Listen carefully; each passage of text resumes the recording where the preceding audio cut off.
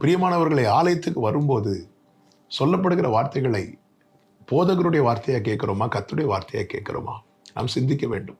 கர்த்தர் பேசுகிற வார்த்தை. தெசலோனிக்கருக்கு எழுதும்போது பவுல் சொல்லுகிறார், எங்களால் கேள்விப்பட்ட வார்த்தைகளை நீங்கள் மனுஷருடைய வார்த்தையாக கேட்காமல் தேவனுடைய வார்த்தையாக கேட்டதினால அது உங்களுக்குள்ளே கிரியை செய்கிறது, பலன் செய்கிறது என்று பவுல் தெசலோனிக்கருக்கு எழுதும்போது 1 தெசலோனிக்கர் 2வது அதிகாரத்திலே சொல்வதை நாம் பார்க்க முடியும்.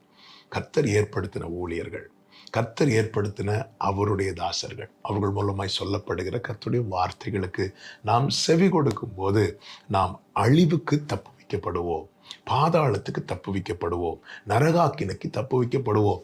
இதைதான் ஆண்டவராகிய இயேசு கிறிஸ்து அவர் ஒரு உவமையாக ஆமென் ஜனங்களுக்கு சொல்லி இருக்கிறதை இந்த நாளில் பரிசுத்த ஆவியானவர் நம்மோடு கூட பேசுகிறார். எனவே கேட்கிறவர்களாய், கேட்ட வார்த்தைகளுக்கு செவி கொடுக்கிறவர்களாய் நாம் நம்மை மாற்றிக்கொள்வோம்.